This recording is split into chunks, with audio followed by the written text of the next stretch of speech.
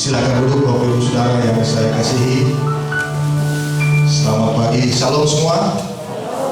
Ya, tentunya bagi para pencinta sepak bola dunia ya, pagi ini agak mengantuk sedikit ya, karena semalaman nonton antara Depanser dan Portugal.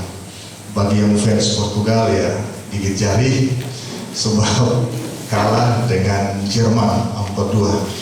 Saya termasuk yang fans Portugal karena ada Ronaldo di sana. Tetapi tidak usah kita ratapi tentang itu. Pagi ini mari kita sama-sama buka Alkitab di dalam Efesus pasal yang ke-5 ayat yang ke-15 sampai dengan 17. Ada bagian yang sangat menarik bagi kita semua tentunya dan pasti akan memberkati kita. Kita buka sama-sama Efesus 5 ayat 15 sampai 17. Yang dapat boleh bilang amin. Saya rindu kita baca sama-sama dengan suara yang keras sambil kita renungkan supaya kita mendapatkan poin-poin kebenaran, sebab firman Tuhan bilang iman bertumbuh dari pendengaran firman Kristus. Ya, 3, 2, 1.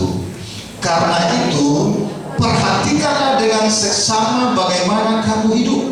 Janganlah seperti orang bebal, tetapi seperti orang arif. Dan pergunakan waktu yang ada, karena hari-hari ini adalah jahat. Sebab itu janganlah kamu bodoh, tetapi usahakanlah supaya kamu mengerti kehendak Tuhan. Dari bagian ayat yang kita baca ini saya memberi judul renungan kita, nilai sebuah kesempatan. Kalau boleh bisa diulang, 3, 2, 1. Nilai sebuah kesempatan. Ya, hari Senin lalu tanggal 14 Juni dalam satu konferensi pers menjelang pertandingan antara Hongaria dan Portugal, di situ Cristiano Ronaldo itu akan menyampaikan konferensi pers. Tapi ada hal yang luar biasa yang terduga yang menjadi viral di seluruh dunia, bahkan juga di Indonesia. Hanya 3 detik Ronaldo menggeser 2 botol minuman Coca-Cola. Itu saham Coca-Cola langsung anjlok 1,6%. Kurang lebih senilai berapa ya? 4 miliar US dollar, setara dengan 57 triliun. Nah, bayangkan, hanya seorang Ronaldo menggeser 2 minuman Coca-Cola, karena Coca-Cola itu sponsor Piala Eropa saat ini, langsung anjlok saham. Bukan cuma sedikit ya, 57 triliun itu nilai yang sangat-sangat luar biasa. Ronaldo memang dia seorang yang mega bintang. Dia ketika ditransfer dari Real Madrid ke Juventus itu nilai tukarnya kurang lebih 99,2 juta euro. Kalau dikurskan secara rupiah 1,8 triliun. Oh, ya sangat luar biasa. Saya mau tekankan bahwa sesuatu yang berharga belum tentu bernilai. Tetapi sesuatu yang bernilai pasti berharga. Seorang Ronaldo itu pemain yang termahal, dia masuk 4 besar deretan pemain termahal di dunia, Bapak Ibu Saudara. Tetapi dengan harga yang 3 detik, ya, itu bagi Ronaldo tidak bernilai. Tetapi bagi perusahaan Coca-Cola, nilai 3 detik itu sama dengan 57 triliun. Luar biasa. Itu kalau untuk dibagi di masyarakat Poso, ya, 57 triliun bisa untuk mengentaskan kemiskinan. Bagi Ronaldo itu cuma 3 detik karena dia pemain termahal.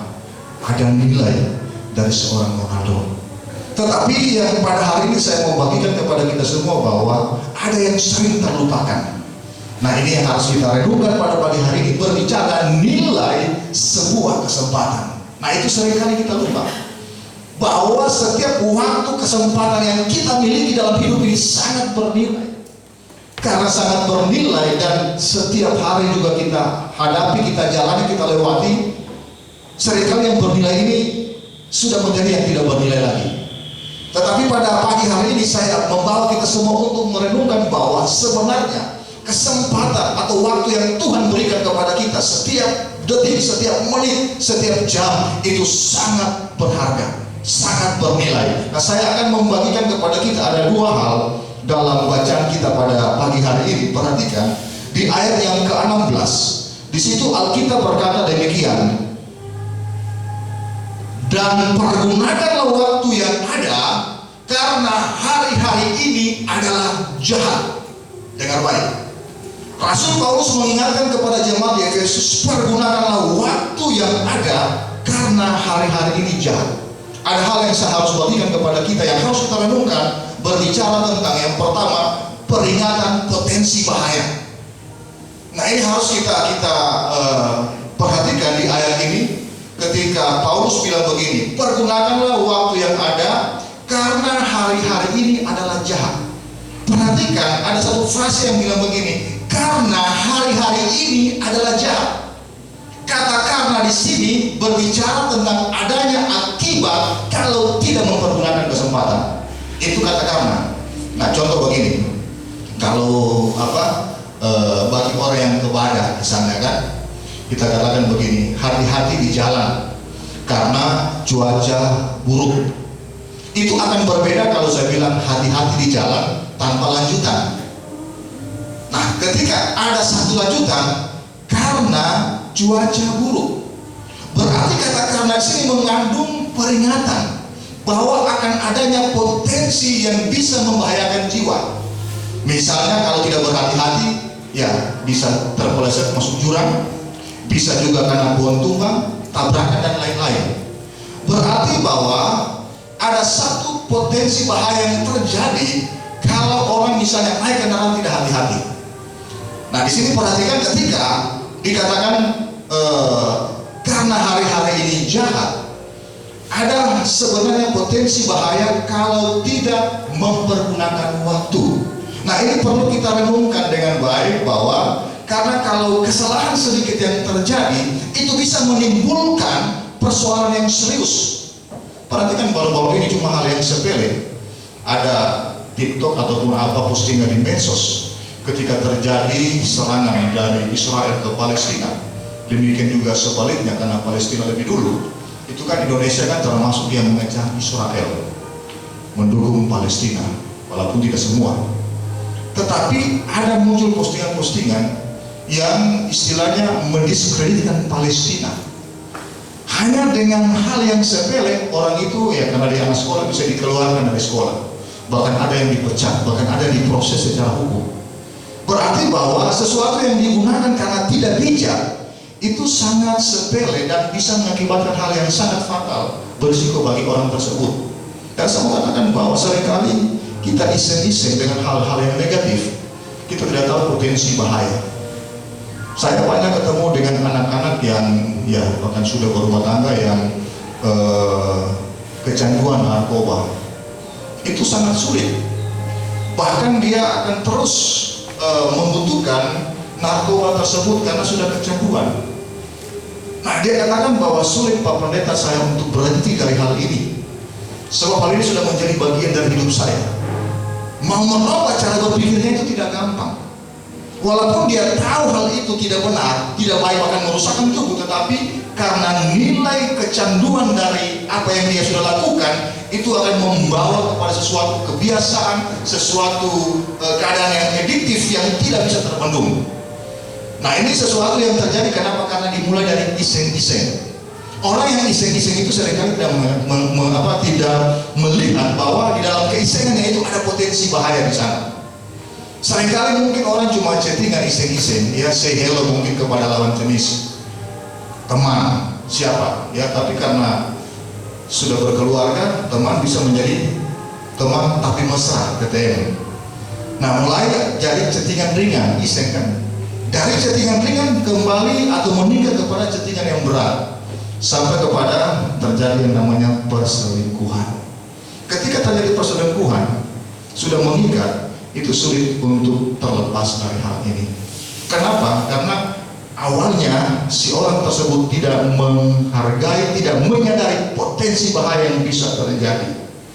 Nah, bukan cuma itu saja, hari-hari ini banyak hal-hal yang bisa membawa potensi bahaya bagi kita sebagai orang Kristen. Nah, kita akan membaca 2 Timotius pasal yang ketiga, ayat 1 sampai dengan ayat yang keempat.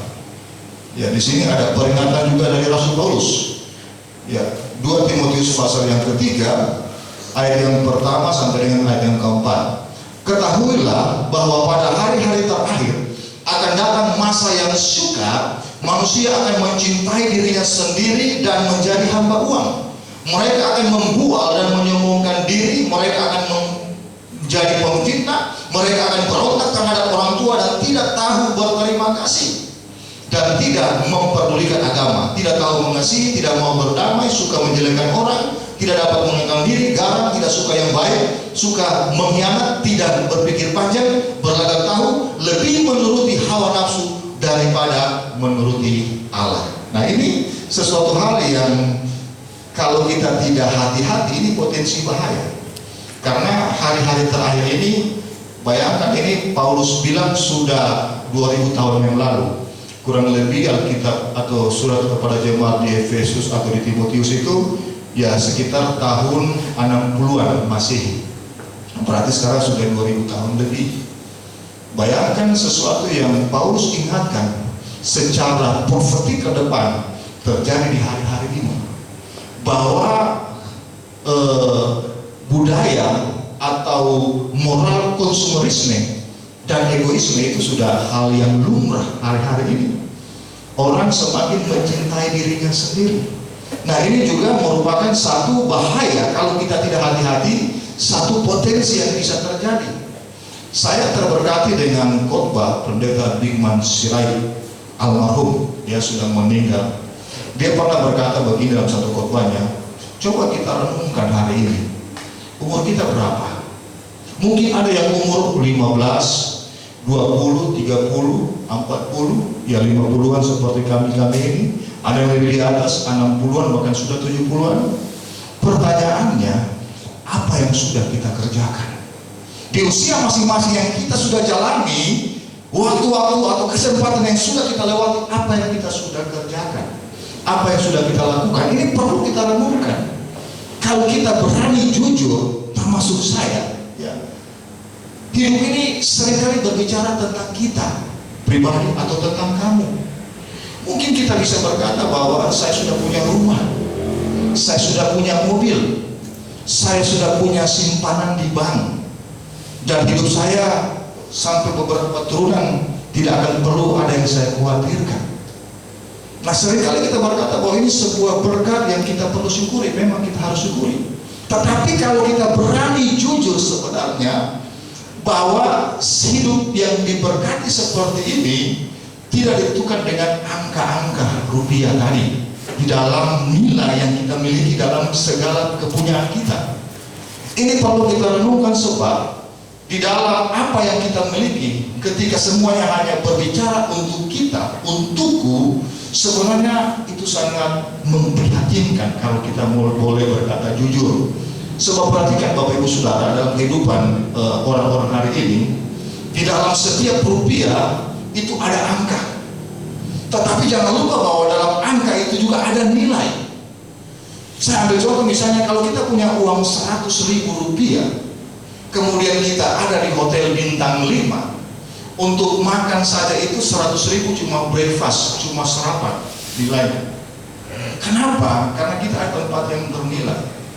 Tetapi dengan baik bahwa nilai 100.000, kalau kita beli pisang goreng di pinggir jalan, itu bisa makan kurang lebih 30 orang. Sekarang pertanyaan bahwa 100.000, angka itu kalau hanya untuk diri kita sendiri, katakanlah makan di tempat yang mewah, itu angkanya cuma sampai di situ. Nilainya cuma bagi diri sendiri. Tetapi nilai 100.000 ketika kita makan katakanlah pisang goreng dengan 30 orang, itu akan bernilai 30 orang. Sebab kenapa? Ada sesuatu nilai yang muncul dari angka itu yang bisa dinikmati oleh orang lain. Nah, ini cuma ilustrasi. Maksud saya bahwa ketika dalam kehidupan kita ada satu perenungan bahwa setiap momen, waktu, kesempatan yang sudah kita lewati dalam hidup ini, kemudian kita gunakan secara maksimal, dan kita tidak tertuju kepada pribadi, kepada keegoisan kita, kepada konsumerisme kita, maka itu akan menjadi hal yang sangat bernilai. Saya tidak mengatakan bahwa kalau ada apa yang kita miliki langsung bagi saja sama orang lain, tidak demikian. Tetapi minimal ada sense, ya, rasa kepedulian. Ada satu rasa bagaimana untuk kita bisa berbagi walaupun cuma itu nilainya kecil. Karena kenapa? Rasa ini di dalam kehidupan yang sampai hari ini Di dunia akhir zaman yang serba konsumtif dan juga egois ini sangat sulit. Karena siapa sih tidak mau hidup enak? Siapa sih yang tidak mau untuk hidup tidak repot dan juga tidak direpotkan oleh orang lain? Tetapi saya mengatakan bahwa perhatikan, itu akan menjadi satu potensi yang sangat berbahaya dalam kehidupan kita kalau kita tidak gunakan secara maksimal, Bapak Ibu Saudara. Bapak Ibu Saudara, kalau kita membaca, tadi dikatakan pergunakanlah waktu yang ada. Ada beberapa terjemahan yang saya lihat dalam bahasa Inggris, King James Version bilang begini, redeeming time. Kata redeeming time membayar waktu, ya, atau menebus waktu. Ada satu terjemahan yang Amplified Bible dikatakan begini, buying up its opportunity, artinya beli sampai habis segala kesempatan secara maksimal mungkin.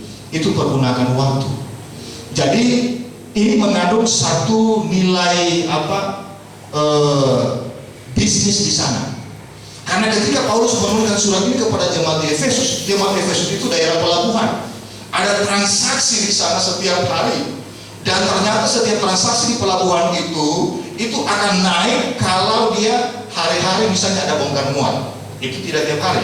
Karena kapal yang masuk entah dari Israel atau dari Italia atau dari berbagai tempat, itu perlu waktu berbulan-bulan. Nah, di saat ketika ada sesuatu yang terjadi di sana, ada bongkar muat, itu kan lalu lintas barang jasa itu akan naik. Omset para penjual yang ada di pelabuhan pasti akan naik karena ada bongkar muat. Dan hari itu tidak akan terulang selalu, hanya pada momen-momen tertentu. Sehingga orang yang punya dagangan pada waktu itu di bagian pelabuhan Efesus akan meningkatkan omsetnya. Sehingga momen itu dia akan meningkat omsetnya karena banyak terjadi transaksi. Dan itu yang namanya redeeming time, menebus waktu. Banyak waktu-waktu yang kemarin karena kapal tidak masuk tidak ada transaksi jual beli. Tetapi pada waktu transaksi bongkar muat terjadi, transaksi jual beli terjadi, maka omset naik. Artinya momen, kesempatan atau timing itu tidak akan terulang, dan juga pada waktu itu harus digunakan semaksimal mungkin. Nah, saya tertarik dengan kata waktu di sini karena ya saya maaf kata kalau pakai bahasa asli karena lebih jelas. Itu dipakai begini, ex agorazo ton kairon.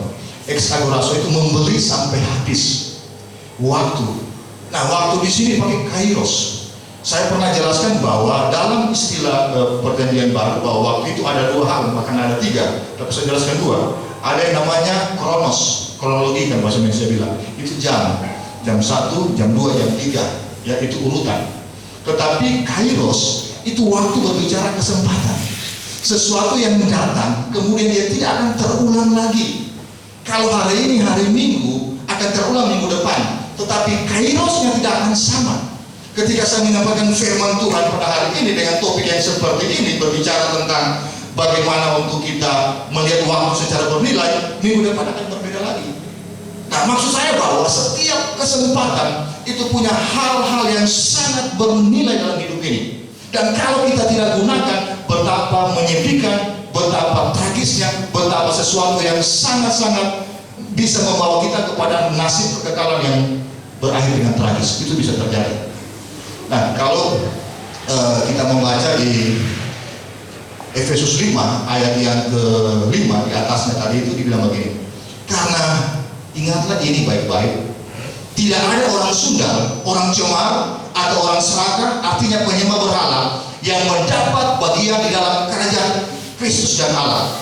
Janganlah kamu disesatkan orang dengan kata-kata yang hampa, karena hal-hal yang demikian mendatangkan murka Allah atas orang-orang durhaka. Berarti bahwa setiap kesempatan yang digunakan secara keliru, secara salah, itu bisa berakibat fatal sampai di malam kekekalan. Nah, ini jangan kita anggap remeh, karena hal ini berpotensi berbahaya bagi saya dan saudara. Oleh karena itu, berbicara tentang poin yang pertama tadi, ini merupakan satu peringatan potensi bahaya kalau kita tidak gunakan waktu dengan baik. Jadi pergunakanlah waktu setiap kesempatan dengan baik dalam kehidupan kita. Yang setuju katakan amin. Itu poin yang pertama. Poin yang kedua, Mari kita lihat di ayat yang berikutnya di bacaan kita tadi, ayat yang ke 17. Sebab itu janganlah kamu bodoh, tetapi usahakanlah supaya kamu mengerti kehendak Tuhan. Yang kedua, ketika berbicara tentang nilai sebuah kesempatan, yaitu yang kedua, menyelidiki kehendak Tuhan. Boleh bilang 321, menyelidiki kehendak Tuhan. Perhatikan di sini, ketika Alkitab terjemahan baru bilang begini, bahwa usahakanlah supaya kamu mengerti kehendak Tuhan. Dalam Alkitab bahasa Indonesia sehari-hari, di situ dibilang begini, selidikilah apa yang dikehendaki Tuhan. Nah, tentunya maknanya lebih mendalam kalau dalam terjemahan bahasa Indonesia sehari-hari. Di situ dipakai kata selidikilah apa yang dikehendaki oleh Tuhan. Perhatikan bahwa surat Paulus ini berkesinambungan. Yang kita dapatkan di sini ada pasal, ada ayat, itu untuk memudahkan kita. Tetapi secara konteks itu punya satu keterkaitan, kesinambungan dengan ayat-ayat yang sebelumnya atau juga ayat-ayat yang akan terkemudian. Nah, perhatikan di sini ada beberapa hal kalau saya pelajari, bahwa ternyata ketika kita memberi nilai pada sebuah kesempatan untuk menyelidiki kehendak Tuhan, itu di ayat yang ke-18 sampai 19 itu berbicara tentang pergaulan atau cara bergaul. Dikatakan begini, dan janganlah kamu mabuk oleh anggur, karena anggur menimbulkan hawa nafsu, tetapi hendaklah kamu penuh dengan Roh, dan berkata-katalah seorang kepada yang lain dalam mazmur, kidung, puji-pujian, dan nyanyian rohani, bernyanyi dan bersoraklah bagi Tuhan dengan segenap hati. Itu berbicara cara bergaul. Artinya bahwa di dalam kita bergaul, setiap waktu, setiap kesempatan itu harus bernilai rohani. Mungkin kita kalau ada tempat orang yang sementara pesta pora atau mabuk-mabukan, ya ketika kita di sana kan tidak perlu terlibat. Ya seringkali saya biasa melihat ada hamba-hamba Tuhan juga, ya orang minum bir, rame-rame dia juga minum bir. Orang menyanyi pantola dia juga pantola. Ya mungkin bagi dia bisa tahan 1-2 gelas dengan cuma berapa kata, tapi kan orang lain, oh saku pendeta menginum, aku nyanyi aku sei, ya bagi, akhirnya sampai jatuh di got, kan berbeda. Nah, ini kenapa bisa terjadi hal seperti ini? Karena cara bergaul yang tidak sesuai dengan apa yang Tuhan mau. Nah, di sini Paulus kasih satu perbandingan bahwa di dalam pergaulan dikatakan begini, dan berkata-katalah seorang kepada yang lain dalam mazmur, kidung, puji-pujian, dan nyanyian rohani. Nah, dalam terjemahan bahasa Indonesia sehari-hari ada berkata-kata percakapkanlah. Nah, sini berarti hal-hal yang rohani itu dipercakapkan. Mungkin situ ada puji-pujian, ada sesuatu motivasi. Tetapi seringkali yang terjadi kalau saya lihat di tempat duka, memang mempercakapkan atau menyanyikan lagu-lagu rohani, tapi di tangan situ ada kartu. Banting lagi di tengah kesukaan, ada uang 5.000, 10.000 di meja. Apakah itu yang namanya bergaul dengan cara Tuhan? Dan saya melihat bahwa hal-hal seperti ini, kalau kita mau berani jujur, kita malah sementara menghina Tuhan di atas meja judi. Nah, ini harus kita melihat sebagai orang percaya. Saya bukan anti main kartu, tidak apa kita main domino. Tetapi kalau sudah ada sesuatu yang sifatnya yang tidak mempermuliakan Tuhan, jangan kita coba iseng-iseng. Ada orang kalau iseng-iseng ya karena cuma duka, tidak apa-apa. Tetapi ketika itu terbawa, mulai dari judi yang 1.000, 5.000 di meja, karena baku tamang sama-sama kemistrinya, sampai mulai di ayam, ya. Ketika sampai di ayam, cari tempat yang tersembunyi.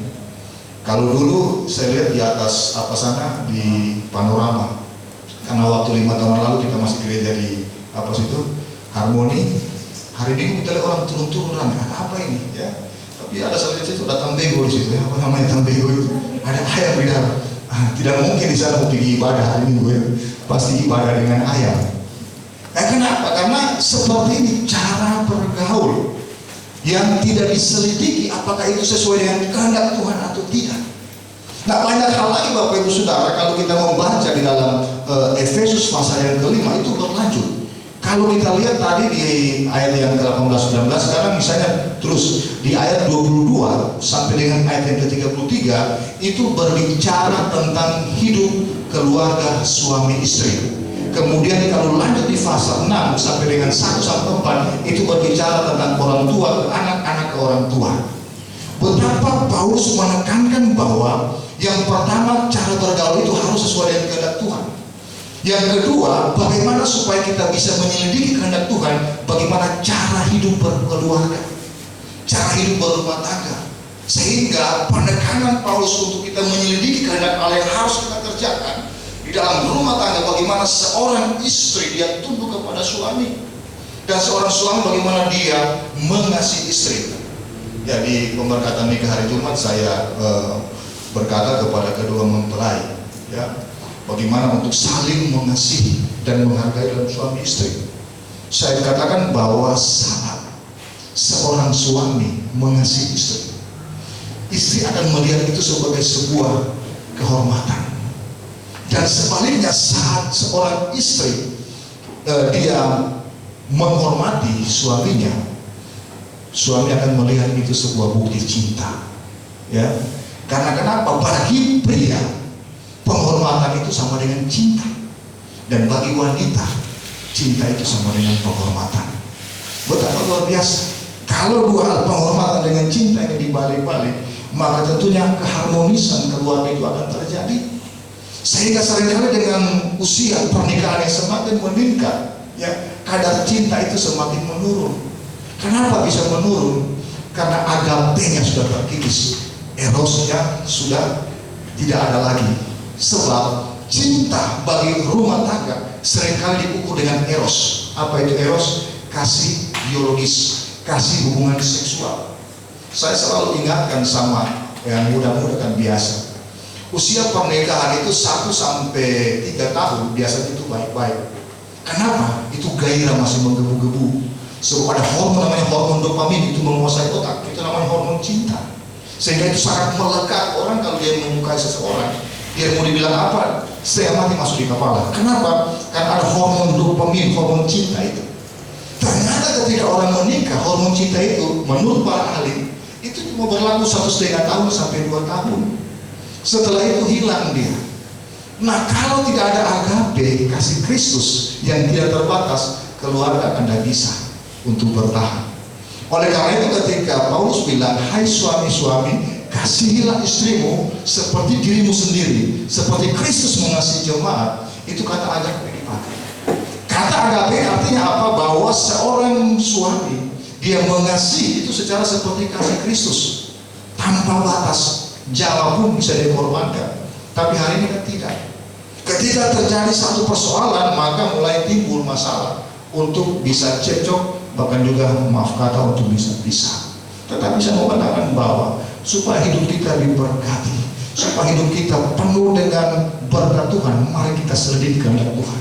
Bahwa ternyata dalam satu ikatan suami istri yang baik itu sangat luar biasa. Saya tekankan waktu hari Jumat bahwa 1 Petrus 3 itu dia bilang begini, hai suami, ketika engkau mengasihi istrimu sebagai kaum yang lebih lemah, itu kita sebagai orang yang memenuhi satu kriteria ahli waris kerajaan surga.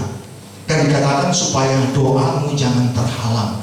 Jangan heran kalau seorang suami doanya apa yang dia kerjakan itu banyak halangan, banyak persoalan. Coba selidiki, jangan-jangan engkau tidak mengasihi istri. Mungkin di rumah kau mengasihi istri, tetapi di hatimu jangan dikorek-korek pakai paspor. Ada si dia, ya, yang mungkin engkau tulis itu kantor polisi atau bengkel atau apa. Ketika menelpon begitu, Pak, ada dari bengkel dari kantor polisi. Oh, padahal itu ada simpanan yang lain. Nah, ini jangan terjadi. Ini cuma satu adegan dalam satu cerita, ya. Dia taruh di situ bengkel motor, ya, atau dia taruh di situ kantor polisi. Padahal itu wanita idaman lain. Ketika masuk, Papa ada dari kantor polisi, oh jangan sini. Dia bawa telepon, bersembunyi di kamar mandi. Ya, masa dari kantor polisi bersembunyi di kamar mandi? Tentu ada yang lain. Banyak hal. Ketika engkau tidak mengasihi istri, engkau punya chattingan-chattingan mesra dengan orang lain, sampai di rumah baru itu dihapus. Jangan sampai mentua dapat lihat. Memang mentua tidak lihat, tapi Tuhan tahu. Jangan heran kalau engkau berdoa, usaha apapun yang kau lakukan gagal, persoalan. Kenapa? Karena engkau tidak mengasihi istri. Demikian juga istri-istri, ketika engkau tidak menghormati suami, tidak tunduk kepada suami, jangan heran akan banyak hal yang akan terjadi.